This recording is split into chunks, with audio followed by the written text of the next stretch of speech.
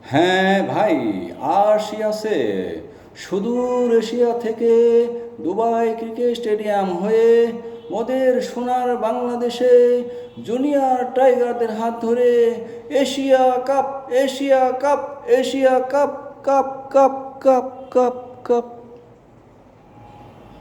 হ্যাঁ ভাই, আজিজুল হাকিম তামিমের নেতৃত্ব, ম্যান অব দ্য ম্যাচ ও man of the tournament Emon অভিনীত, 15,000 US ডলার পুরস্কৃত মোদের সোনার বাংলাদেশে জুনিয়র টাইগারদের হাত ধরে আসিয়াছে Asia cup, cup cup cup cup cup.